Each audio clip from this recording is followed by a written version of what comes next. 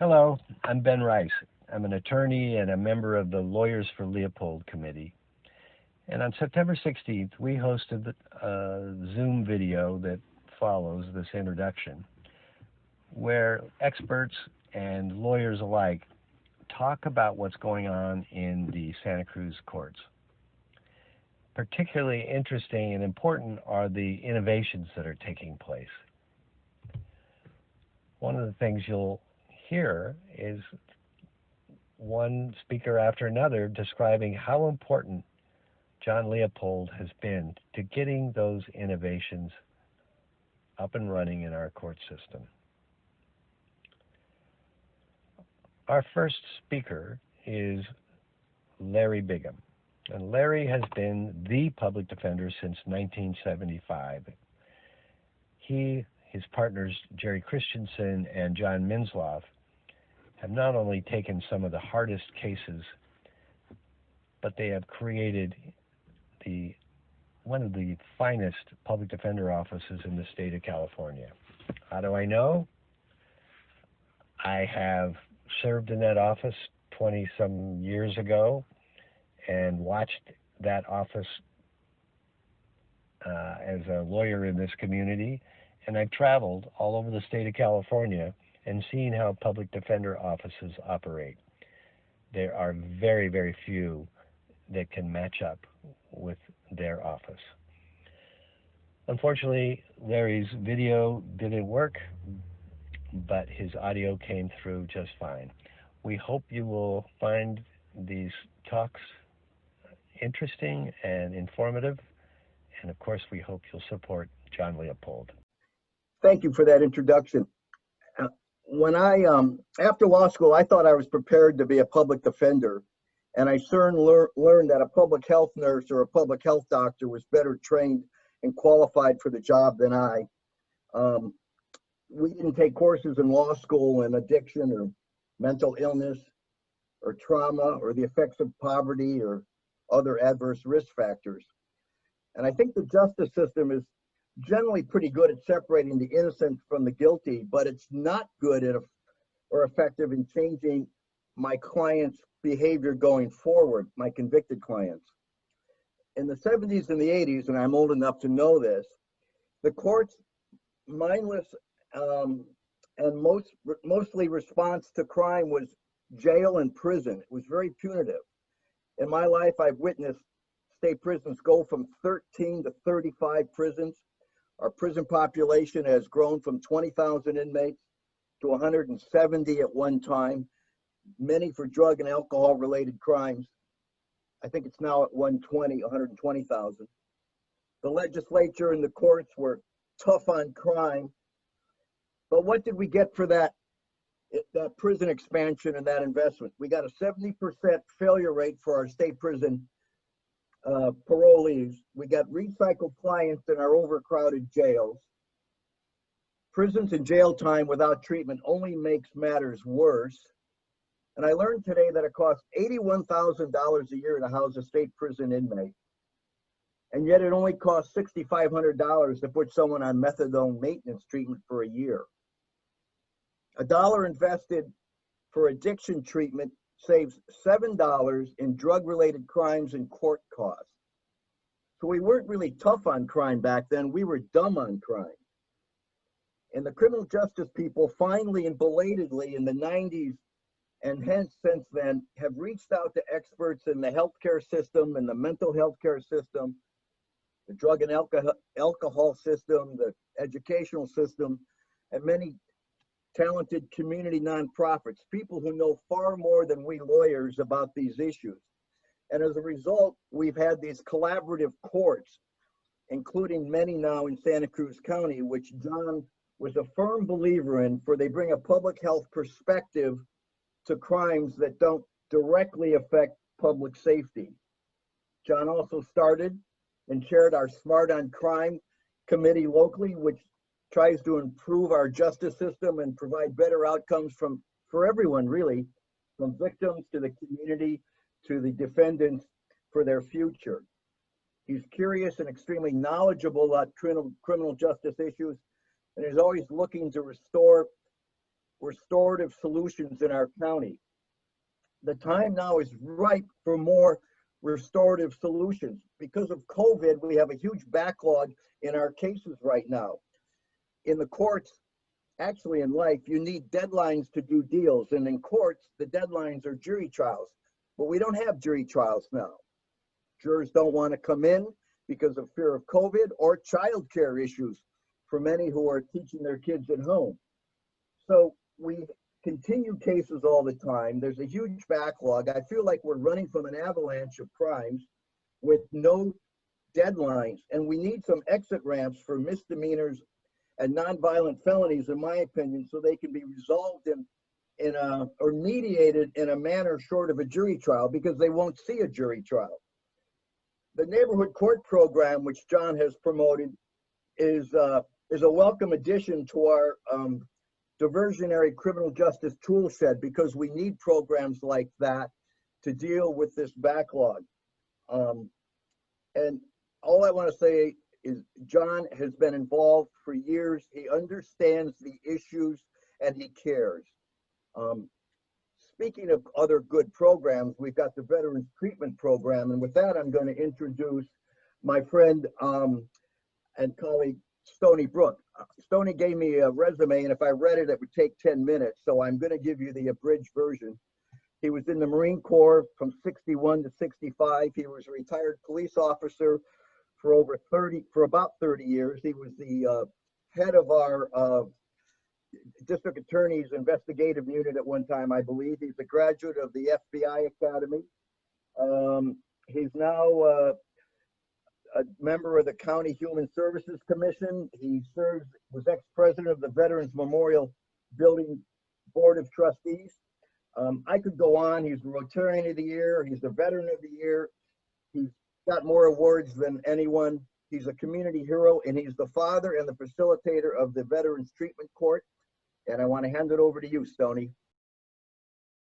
Well, thanks for the introduction, Larry. This Veterans Court wouldn't be in existence without Larry and Jerry and Jeff Rizell, and it just is really a project close to my heart, and I'll talk a little bit about that. Our Vietnam veterans created a really major impact on the justice system in the 70s, which has continued well into the 21st century, as Larry was alluding to. The difficulty was that they weren't handled very well, and we saw a huge influx of people with mental health issues, substance abuse problems that emerged, and we're all getting tied up in the criminal justice system. As we're hitting about the 19-year point on the continuous combat operations in Iraq and Afghanistan, we're starting to experience the same spike in justice-involved veterans presenting themselves with substance and mental health symptoms. If Vietnam is any indicator, we'll be dealing with the impact of this for at least another 40, possibly 50 years. The best thing is that this time, thanks to men like John Leopold, that have that vision and have the embracing for this, we're better prepared than we ever were before for the Vietnam folks. Many of the veterans who entered the service with pre-existing undiagnosed conditions that were perhaps exacerbated by their combat and even some non-combatant duties, when exposed to stress, sexual abuse, and verbal and physical harassment, line of duty injuries such as traumatic brain injuries, seeing a lot of that, moral injury, and many other factors, the undiagnosed symptoms are starting to reappear. And then when they're released from active duty, we're often seeing these men and women with multiple overseas deployments, and they can't find their way back into the community to re-engage as civilians. So then they get these isolation, depression, destructive behaviors that manifest as criminal acts like DUIs, domestic violence, fighting, assaults, weapons violations, minor thefts. So in 2015, we actually went operational with a veterans court. And I want to emphasize, we don't call ours a veterans treatment court because we think treatment has a stigma to it. So we've removed that from the term. We have a veterans court that operates very similar to the drug and mental health treatment courts, but specifically address the needs in the process for desired outcomes with our veterans who've been charged with certain criminal nonviolent offenses. And unlike most specialty courts, our vet court has very veteran-specific resources available, such as VA residential and outpatient treatment, PTSD therapies, and very simple access to physicians and caseworkers. And we're able to really do something with the folks on a highly individualized basis. And bear with me. My secretary's getting that call. Thank you. Let's see, what was I saying? Well, anyway, we're able to use very highly individualized services with alternative therapies and a lot of peer support. And we've had tremendous successes doing this. To date, we've graduated over 125 veterans. We're working on about a 99.9% success rate. We've had maybe 2 out-of-county DUIs that have popped up as a result after them being out of the program for 2 years. That's pretty minimal. And we've done it at zero cost to the county and additional funding. So what we try to do is encourage the veterans to be able to return to their home community as a productive member instead of just being an observer. And with their cooperation, participation, we're able to give them reductions in sentences, in some cases even complete dismissal of the charges, reduced fines and penalties through supervised community service and other options. So we've been very, very successful, we think. And we think it's a great model that can work in the rest of the county. I want to take a minute here to say on behalf of our veteran community, I'd like to personally thank John for his continued encouragement and support, because without a shared vision, our county would not be the model as it is for so many restorative justice programs. In the military, one of the things we quickly learn is leadership's not a power, ego, bombast, or bullying. And we're seeing some of that in other places now. And respect doesn't come with position, title, or rank. In our military, we used to teach what we call the 7 C's. And I want to just address that for a couple of seconds. We call those, see if I can get this, commitment, character, competence, communication, consistency, creativity, and most of all, courage.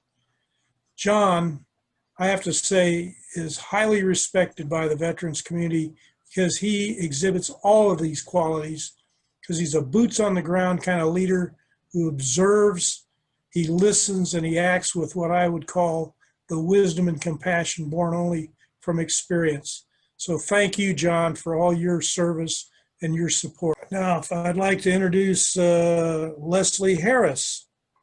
Leslie is a civil litigator and mediator. Her practice focuses on commercial disputes and serious personal injury cases.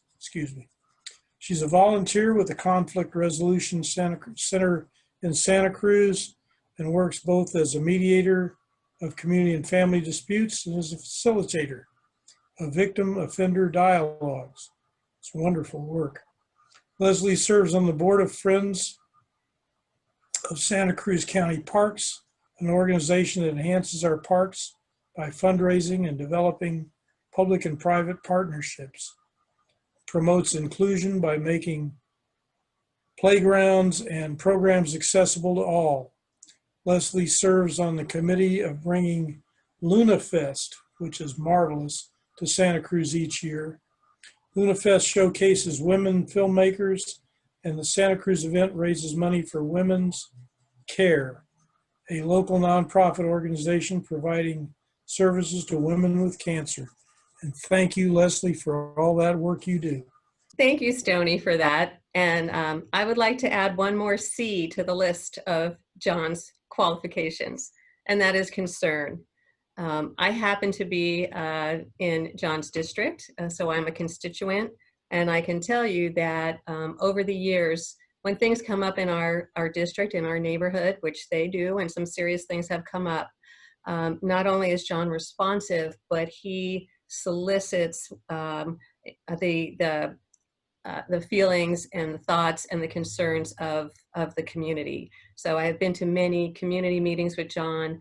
He constantly makes himself available. He has community meetings all the time. So John, thank you for your concern and your responsiveness to the community. I think I am the token civil lawyer on the panel. And my experience with diversion and and dispute resolution is primarily in mediation. And my experience is that mediation serves the parties' interests so much better than the court process. I mean, of course, there are times when court's necessary, but in instances where the parties can come together in a facilitated meeting and be involved in the process and have control over the outcome and have buy-in into the solution, it is just a much better outcome. And I believe that the restorative justice programs that we're talking about here, and we'll be talking about some more, lend themselves the same way. There's a lot of overlap between the mediation and the restorative justice programs. The mediation program that I've been involved with is Conflict Resolution Center of Santa Cruz County, CRC. And CRC is just an invaluable part of our community. So they provide community mediation services for just any people in our community who are having disputes. They provide services in the small claims court. They're there one day a week to have mediation done as an alternative to the court process. They provide parent-teen mediation, which is much needed, not only for all kinds of families in the community, but kids who are being released from juvenile hall before they are released and go home. In many instances, probation or the court asks that there be a mediated discussion between the child and the parent or parents, so that they discover that they do have the tools for working things out, that they have started some communication, just gives them a little leg up going home. And that has been a really important program, and has been really nice to be a part of. In terms of restorative justice, CRC has expanded its programs to include a victim offender dialogue, which it then trained its mediators to do. And it's a little bit different than mediation because it allows, it is a diversion program, and these are cases that do come from probation. And it's just really been interesting to be part of that as well. And I see these, and that particular program is for minors. So those kids are typically there with a parent. And I find it very moving when a kid is learning about the impact of their actions and how it affected the victim and how it affected the community, and sort of the remorse they show. And then also the extreme emotion that they show their parents because they're feeling terrible about disappointing their parents. And it's just a very bonding, beautiful moment that I've seen in those situations. The newest thing that CRC is doing is the neighborhood court program. And we're gonna hear from a couple of people who are very involved in developing that program here in Santa Cruz and bringing it here. So I would like to mention that CRC does get some of its funding from the county, and John has been an outspoken advocate for CRC on the Board of Supervisors, and that is much appreciated and much needed. So I'd like to introduce now the Executive Director of CRC, Layla Brodovich. I realize, Layla, that I don't know a lot about your background, but I will say this. Since Layla joined CRC about, I don't know, 2 years ago, I used to say that CRC was the best kept secret in the community. And that was unfortunate because of all the services it provides. But now, since Layla's been there with her passion and her knowledge and her skill and her persistence, she has expanded the scope of CRC and its reach in the community. So now to talk about restorative justice, Leila. Thank you, Leslie, very much.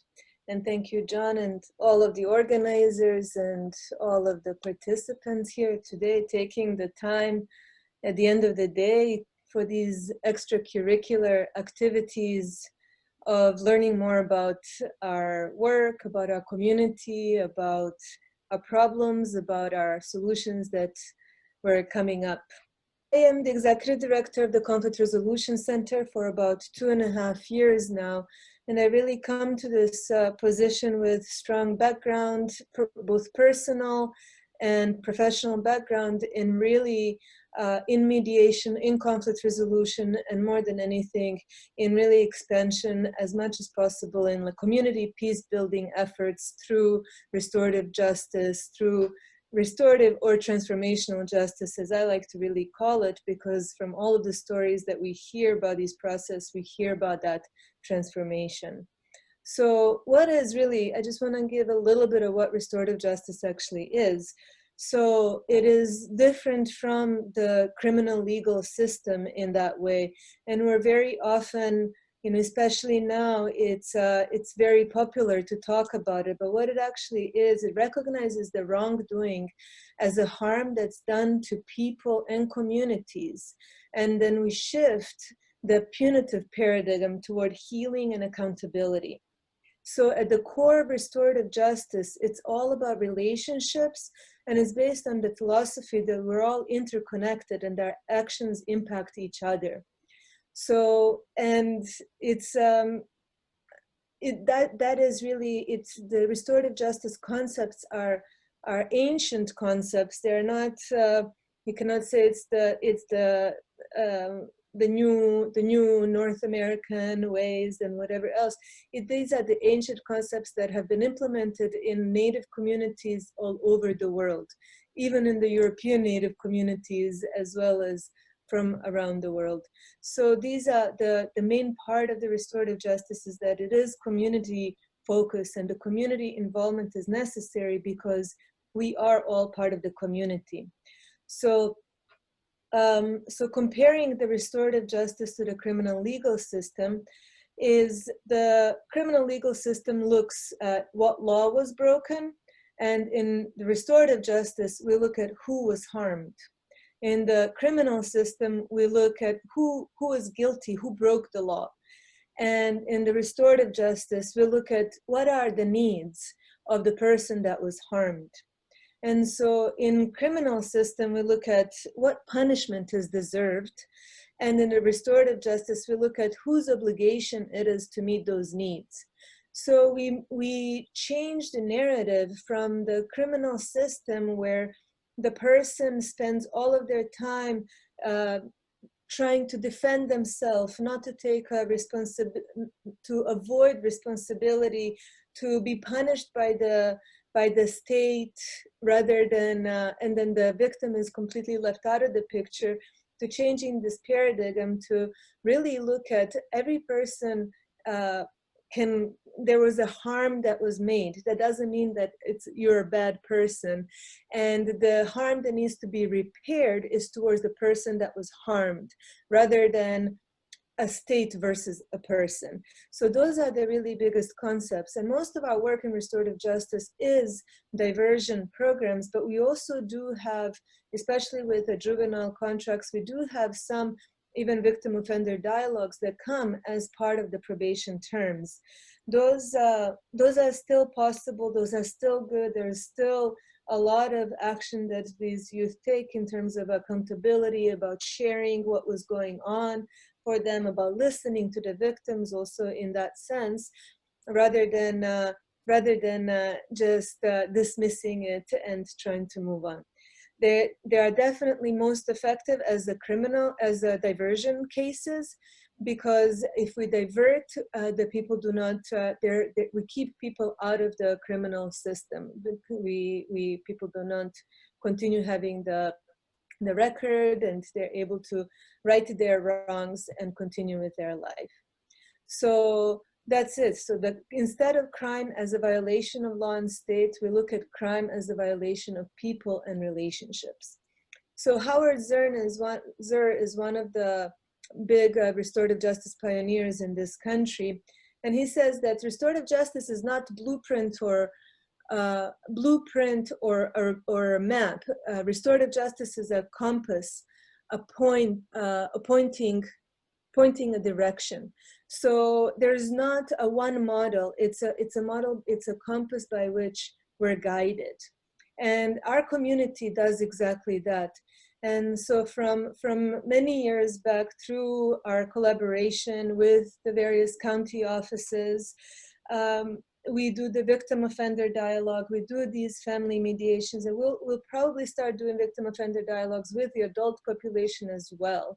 So we also offer the victim awareness classes where where people are, again, it's all about that accountability and obligation and who was harmed and how we can repair that harm.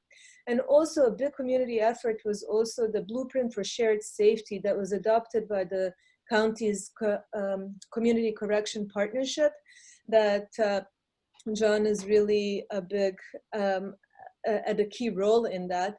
And this blueprint for shared safety identifies there are 5 pillars. We have from public health frame to well-being, a safety, breaking the cycle of harm, making the system work. And then there's the crime survivors at the center of this blueprint. And I really encourage you to read. That was approved a couple of months ago. It's called Blueprint for Shared Safety, Santa Cruz County. You can read it. And through that, we're looking how there's a shared safety. Our whole community is actually responsible for keeping our communities safe. So the law enforcement and the legal system and the elected officials and community organizations and individuals all have a role to play. And what are those roles?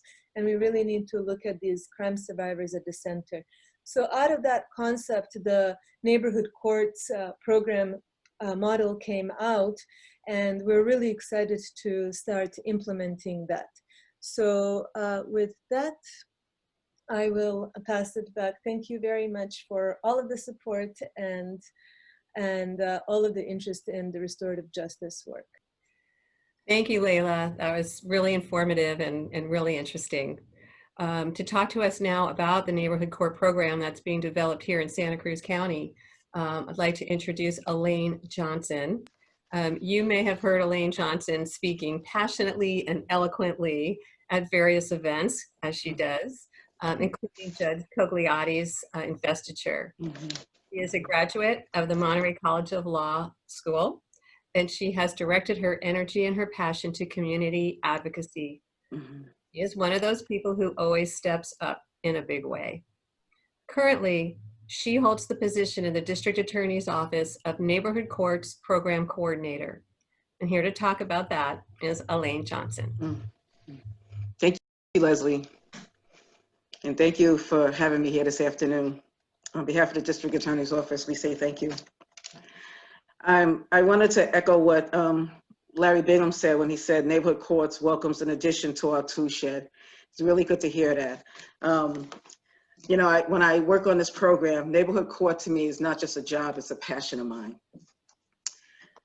So I'll share with you a little bit about what neighborhood court is, how it works, and how it is really going to benefit the Santa Cruz County community. So what is neighborhood courts? It's an alternative to the criminal justice system. You know, it's similar to what Larry was talking about. You know, we're going to divert, instead of having cases go through the criminal courts, we're going to divert them through the community. It's a pre-file diversion program that is community driven. There are no judges, there are no juries, there are no attorneys, there are no courtrooms.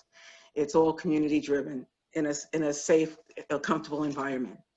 We use restorative justice principles. We don't use punitive principles, you know, because when we're looking at, you know, what the root cause was and what the harm is, for real, true healing and the effect of not reoffending, we use restorative justice principles. The conferences are confidential, and to be eligible for the program, it's all voluntary. So how the program works is to be eligible for neighborhood courts, the district attorney's office has identified about 12 different low-level misdemeanor offenses that will allow anyone who falls under one of those offenses to be diverted from the criminal justice system into neighborhood courts. The participant will be notified, and they will be given an option if they would like to participate in neighborhood courts or if they would like to continue through the traditional system. Once they have accepted to become into the program, then they will be scheduled for a conference which consists of our community. The panelists, volunteers of this community is a big part of this program. As I mentioned, there are no judges, there's no juries, there's no attorneys. It's the community who will be running this conference. What is nice about this conference is during the conference, there are several things that will need to be discussed. And one of the things that the participant needs to do in order to move forward in the program is to take responsibility for the harm. Once the responsibility has been taken, then during the conference, they will discuss the harms, together. The participant, the volunteer panelists, together, they will discuss who may have been harmed, who in the community, was there a direct victim? If there was a direct victim, the direct victim has an opportunity to be a part of the conference as well. Once they talk about that, they also have the opportunity to talk about the root cause. And this is what I really think is really important, because in order to be able to heal, you got to really understand what's going on. And in Larry's, I think it was Larry's talk earlier, he addressed that. In order for change to happen, we need to know what needs to be changed. And in neighborhood courts, they get that opportunity in these conferences. And so, we address the harm, we address the root cause. And once with that information together with the volunteer panelists and with the participant and the victim, if applicable, they will come up with some directives that are attainable, sustainable, measurable, that will set the participant up to be successful. I spent the last couple months with Yolo County and San Francisco. We are modeling our program from both of those counties. And, I spent 2 months really diving deep into their programs there, because I was really, really impressed with their numbers. San Francisco has seen about 8,000 conferences, and in those 8,000 conferences, their success rate has been 95%. Now, those numbers really, really impressed me. And so I spent that time really, picking their brain and making sure that we had all the tools we needed here so we can have those numbers down the road as well. And I want to thank them publicly, because they've been extremely, extremely grateful. I want to take up this time to thank John. I know, John, this has been a vision of yours for several years. You and I have spoken about restorative justice. Restorative justice is really near and dear to me as well. And I believe that it's the restorative principles and not the punitive principles that allow the success rate to be a lot higher. And I'm extremely excited that Santa Cruz County is going to be launching this program. Right now, the date is December 3rd, and we hopefully will be able to do that and to kick off our first conference. I also like to give a shout out that we are currently accepting applications for volunteers. As I mentioned, this is a volunteer-driven program. If you know of anybody interested in wanting to be on our panel, they can reach me at neighborhoodcourts@santacruzcounty.us, or they can go to the district attorney's website, and there's a neighborhood court tab there where they can get more information. But I also want to take this time to thank law enforcement, because without their buy-in, this program wouldn't be possible. I'd like to thank our judicial system and team, because without them, this program wouldn't be possible. I want to thank the community board organizations. I want to thank probation. I want to thank the Conflict Resolution Center and District Attorney Jeff Roselle and Deputy Chief Tara George for their vision and allowing neighborhood courts to come to fruition. And again, I want to acknowledge you, John. You're a man who walks his talk. I know you believe in the principles of restorative justice. I know you believe in the principles of safety and concern and of honesty.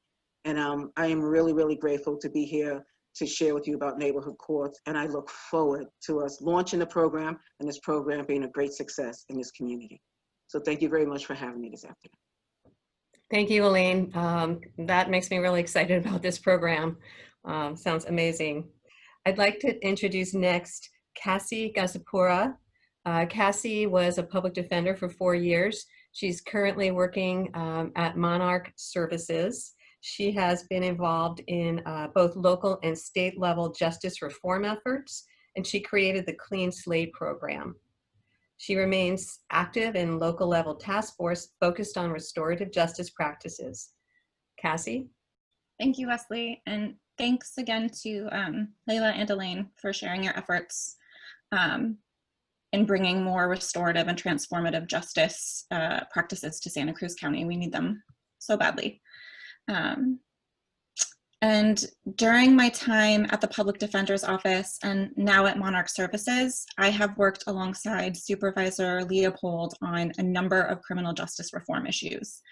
He has consistently made justice reform a priority, advocating for more progressive policies and practices, funding county reform efforts, bringing key partners to the table to put ideas into action, and maybe most importantly, showing up alongside partners to listen, to learn, and bring back recommendations to the board. His leadership has been a driving force behind a number of local efforts.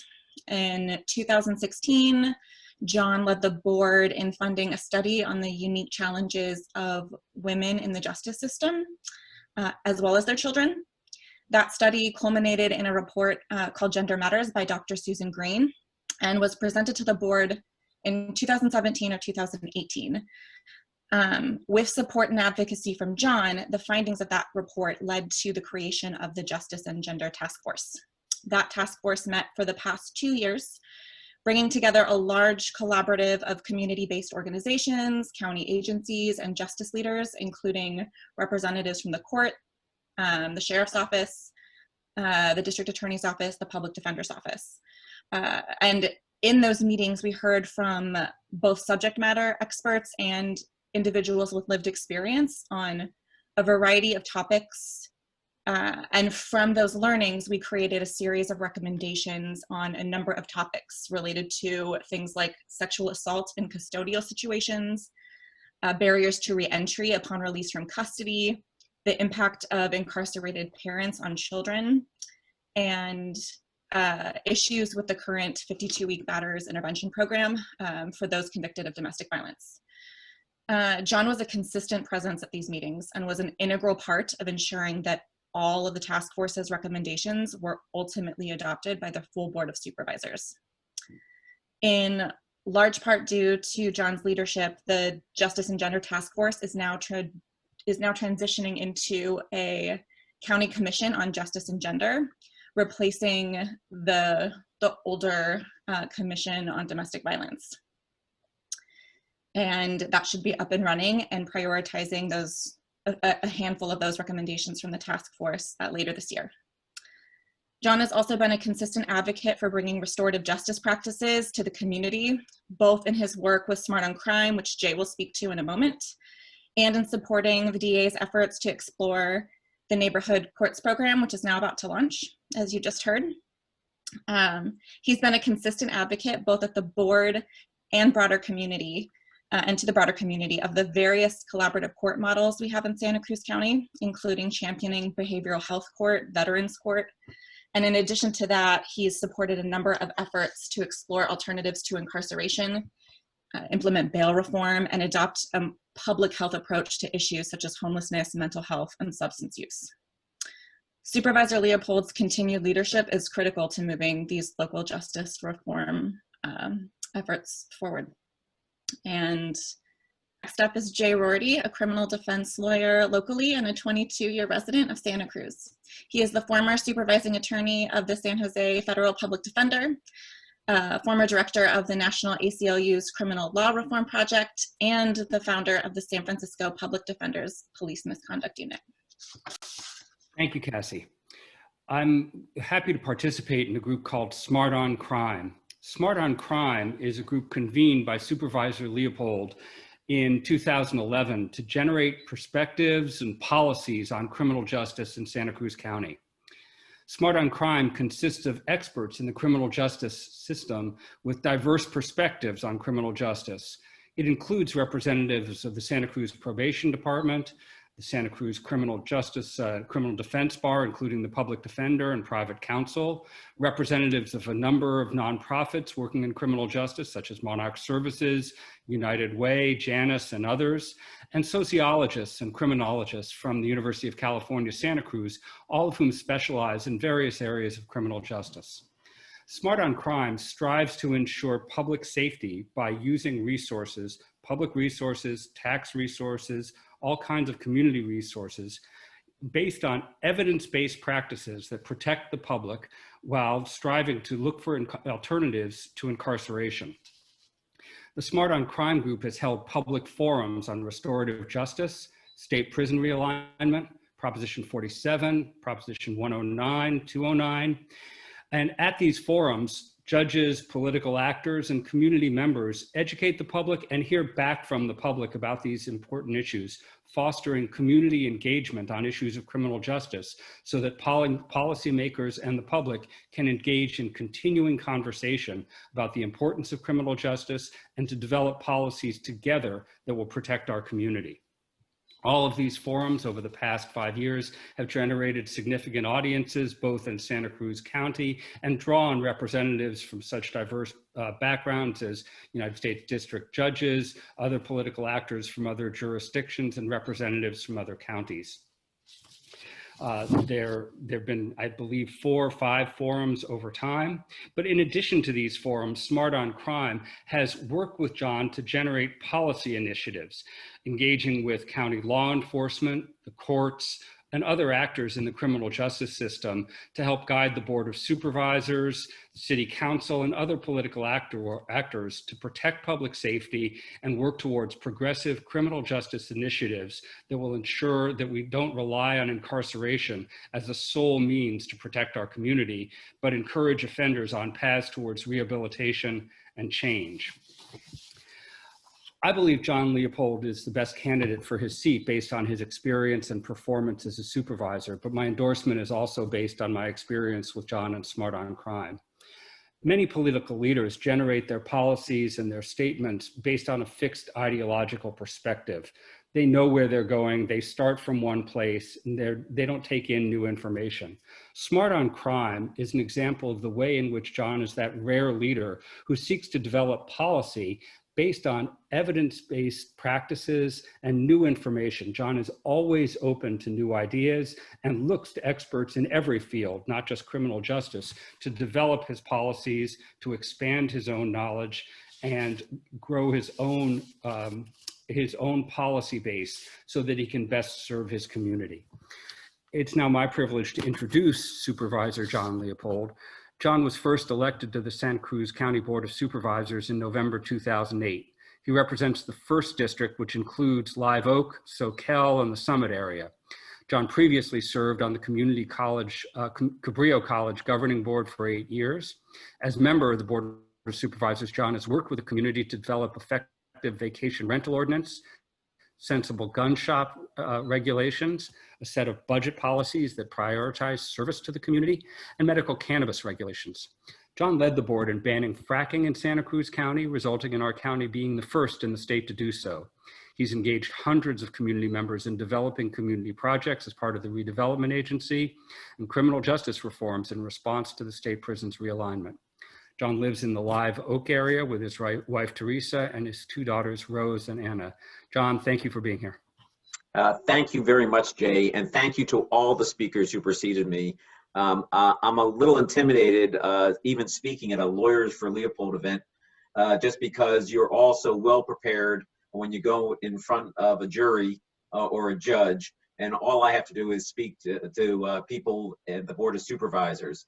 But I want to thank you for taking time tonight to being here and to be here in support of my reelection efforts. We're meeting virtually because we're 6 months in to the COVID-19 pandemic. The county took early action to shut down the community in order to slow the spread of the virus. And doing so, we save lives. And we've been working very hard to maintain those low numbers and ensure that the community can operate as fully as possible. One of the areas that we were particularly interested in looking at the COVID crisis is recognizing the danger that it placed when in our jail system, and the dangers that placed when people were in confined spaces. And so working with the sheriff, working with the judiciary, we reduced the number of people in our jail. And today it sits about 58% full, has a full quarantine system and isolation section to ensure that those who are in our jail are not exposed to COVID and don't risk some of the terrible consequences that we've seen in other places in the state of California and in the country. You know, when I became supervisor, I would say that I knew something about our criminal justice system, but most of it was defined by things I read in the paper or things you see on TV. I learned pretty quickly in looking at our budget that we spend a tremendous amount of our discretionary dollars on law enforcement and our correction system. And when you looked at a correction system where you spent $28 million a year and 3/4 of the people came back again, you wouldn't identify that as a successful system. So I began looking about what it is I could do as a member of the Board of Supervisors. Fortunately, I had a great staff member, Susan Green, who had gotten her PhD at UC Santa Cruz in social psychology. And she provided a great mentorship to me in providing information and research and data about what the issues were in Santa Cruz and through the country. That was incredibly impactful for me. And then working with both my colleagues, my predecessors, and with community organizations, I began to see that ways that we could change the arc of what we did in Santa Cruz around criminal justice to make the system more effective, hold everybody accountable, and also do it in a way that we could sustain it for long periods of time. In 2010, working with my staff, our probation director, we called together a group of people, of practitioners, of members of the judiciary, other elected officials, agency leaders, to talk about what it is we could do here in Santa Cruz County. When then Governor Jerry Brown announced prison realignment, it became very clear that the impact that we could make would be doing public education so people could recognize that there were alternatives to the failed tough on crime and warehousing system that we had in the state of California. In fact, on the night of, in May of 2011, when the US Supreme Court issued the Plata v. Brown decision, we've had 250 people in the Live Oak Elementary School auditorium. They were hearing from the sheriff. They were hearing from Craig Haney from UC Santa Cruz. They were hearing from Scott McDonald, then probation director, about a different kind of system that we could put into place, why the state prison system didn't work, why we weren't going to build new jail cells to hold these people that were now going to be held here in Santa Cruz County, and what the success we had seen in our juvenile justice system. That night, there was a Fox News reporter who gave a live report at 5 o'clock. And she said, I'm here in Live Oak, and in just a couple hours, there's going to be hundreds of people here telling the sheriff that they're scared of these criminals. When she made her live report at 10 o'clock, she had a shell-shocked look on her face, and she said, I'm here in Live Oak. And it was a standing room only at tonight's forum, and people seem to actually be into these reforms. Because what we've been trying to do with Smart on Crime is try to educate the public so we could help frame the public debate. And I'm proud of the work that we've done here in Santa Cruz after AB 109 was passed, to put money into the sheriff's office, into the probation office, and into treatment service at an equal amount. And the sheriff has used that money to start a custody alternative program, that the probation department invested it in programs around employment and around treatment and around education. And then we have resources for treatment services. This is a great change and something that we need to continue to build on over time. I'm proud to be a member of the Community Correction Partnership, which oversees these funds. The other thing that we, once prison realignment was moving forward, we wanted to educate the public around restorative justice. And we held a packed event in downtown Santa Cruz just a little while ago that we invited the district attorney's office, that we invited the judiciary to, that we invited lots of community members. And we heard from representatives from different states, from other parts of California, talk about the success that they had had as in their restorative justice program. And it helped inspire our local teams to try harder and work to create the program. I'm excited that this year we will be starting the neighborhood courts program and finding ways to hold people accountable other than counting on incarceration. I think this will strengthen our community, and I think it will improve the outcomes for everyone involved, both the perpetrator and the victims. I think this is a good move for our community. As a member of the Board of Supervisors, I was also part of the group that started or restarted the Criminal Justice Council. It was an opportunity to sort of take a look at some bigger issues, especially then we were looking at gang issues. That led to the creation of the Youth Violence Prevention Network, which we started a special group in just Santa Cruz and Live Oak to look at the special needs that we had in our particular part of the county. That proved incredibly important just a couple years ago when there was a spate of shooting around the Emerald Bay Apartments, and when a young man was killed. Working with the sheriff department, we were able to capture the person responsible for the crime. But working with the Youth Violence Prevention Network, we were able to provide resources to the community of young people that were there, both recreational programs and after-school programs, so we can help have a positive pro-social set of activities where people don't have to rely on violence or gangs as something that they see as an important part of their life. That's an important part of the way I try to look at policy making and the kind of programs that we support.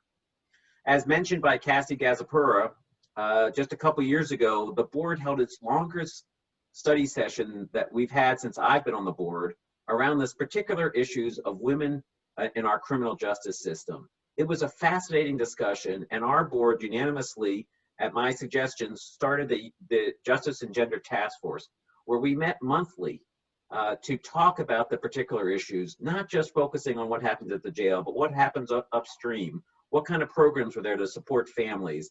How do we help women and their families as they're re-entering the system? It was a real education for me, and I think everyone who is involved. We had over 20 people. Some were practitioners, some ran agencies, some were women who had been involved with the system.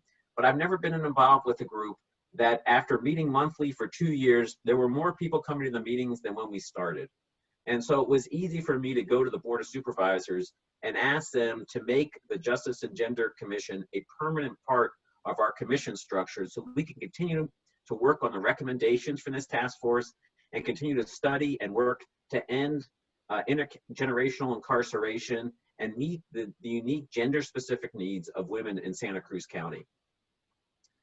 As a member of the Board of Supervisors, I obviously don't arrest or end up adjudicating cases, but the Board of Supervisors plays an incredible, important role in what happens in our justice system.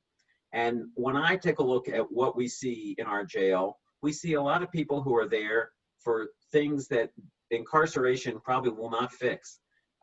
Substance use disorder is not something that will just simply be corrected by the numbers of days in which you spend in jail. Mental illness is not something that is going to be made better by being in confined spaces or in a locked cell. And so as a member of the Board of Supervisors, I've worked to invest in expanding our mental health treatment programs, everything from mobile mental health program, to focus intervention teams, to creating new spaces for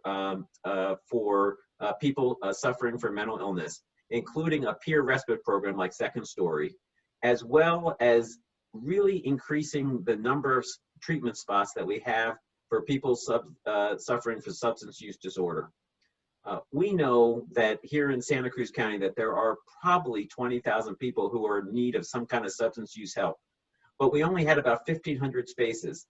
There are about 3,000 people who say that they're ready for treatment, but that's a great mismatch with those 1,500 treatment slots. So we've been working slowly but deliberatively to increase the number of spots so we can get closer to having treatment on demand in Santa Cruz County. We know that when people say they're ready to get treatment, if we can offer it, we can really bend the curve on whether that person is going to fall back in to their disorder and create problems in the community. The other area which I think is incredibly important and which we have seen too clearly this year in the United States of America is the issue that structural racism plays in our community and in our country. The death of George Floyd, Breonna Taylor, and a host of others have shown very clearly that our system does not always work the way in which we aspire it to. In August, I asked our board to declare racism as a public health crisis and to start a series of actions to look both internally at the County of Santa Cruz to see what parts of our programs or policies may be consciously or unconsciously contributing to that systemic racism, to encourage and require training of not only of staff, but of elected officials on what implicit bias is, and to start working with community-based organizations to really look at ways in which our programs and policies could better meet the needs of the entire community, not just one part of the community. Tomorrow, I am meeting with a group of BIPOC leaders to look at another platform that we might be able to create to look at anti-racism, economic and social justice, so we can have a regular body to be providing policy recommendation to the Board of Supervisors and its departments, so we can make sure that we are proactively addressing the question of race in our community and not just waiting for something terrible to happen until we can start working on these things. In the next short period and the next 4 years, we have a lot of big decisions that we're going to have to make. Just in October, we're going to be looking at a whole new system of public defense here in Santa Cruz County. It's going to be important to build on what the success of Larry and his firm and others have done here in Santa Cruz. And I'm pleased that the County Board of Supervisors is finally willing to invest a lot more money in the system to try to make it as best as it can be. I look forward to the discussions, and I will work with those who've been in the public defense system to help inform me about how we can make that system better. I think we should also try to take a look at new ways in which to do some programming. In November 2018, I led an effort for the passage of Measure G, which helped provide funds to create the Focus Intervention Teams, which is a combination of deputies along with mental health professionals to answer the over 300 calls that deputies get each month around mental health issues. In the last couple of months, I've looked at some new programs, especially one in Eugene called Cahoots, in which mental health professionals are dispatched instead of deputies to answer calls about mental health issues in the community. I think there might be some great parts that we need to take a look at in that program and institute as part of the county's mental health response, because we would all agree that deputies are not the ones who should be mental health workers. We should have trained professionals who are doing that. In this race, I'm running against a single issue candidate who's trying to make a lot about a little. And in the age in which we are trying to battle the COVID virus that will be with us for many months, in which we try to rebuild our communities after the most devastating natural disaster that this county has ever faced, and the 10th most destructive fire in the history of California, as we seek to look at ways in which we can make our justice system more accountable and more responsive to the community, and as we seek to build the mental health and substance use disorder programs necessary to be able to meet the needs in our community, I want to continue taking the broad breadth of experience that I have to be able to support our community and ensure that we can have the best outcomes for everyone who lives here. So I want to thank you for being here today. I want to thank you for the support from the hosts and for the hundreds of people who've contributed to my campaign. I'm proud of the broad-based support I have from my colleagues, from other elected officials, from community leaders, from healthcare leaders, education leaders. I've been out there walking almost every day, talking to people door to door, hearing what their issues are, and working to have the best outcomes for everyone here in Santa Cruz. I look forward to continuing to do that in the next 4 years, and with your help, I can make that happen. So thank you. Now I want to introduce someone who I'm a big fan of. Kristen Carter is a longtime East Sider. She's a public defender for 20 years, and now for these last couple of years with the Santa Clara Public Defenders, she's been involved with electoral politics, being elected as a delegate for Obama in 2008. Her husband is also a private defense attorney, so she knows a lot about the justice system. Will you please join me in welcoming Kristen Carter? Thank you, John. I wanted to start with letting everyone know I'm a lifelong Democrat. I've been politically engaged my whole life, and I've never hesitated to support candidates I believe in with my time, energy, and money. My husband, Doug, and I have lived and voted in John's district for almost a quarter of a century. John has served as our supervisor for the last 12 years, and I support John's reelection because John has served as, John has been a truly effective leader. He truly cares. He addresses the concerns of our community. But I don't just support him in spirit or with words. I've canvassed for John, I've sent mailers out for him, and I've contributed financially to his campaign because I believe in him and what he's trying to do. John doesn't have a cool first name, and I don't know what John's hobbies are or if he ran in a marathon. What I do know is that given the challenges that we faced in our community this last year, COVID-19, fires, financial downturn, now more than ever, we need to continue with his steady hand of leadership. This is the time to re-elect a capable man of substance and experience who's demonstrated his dedication with years of effective public service.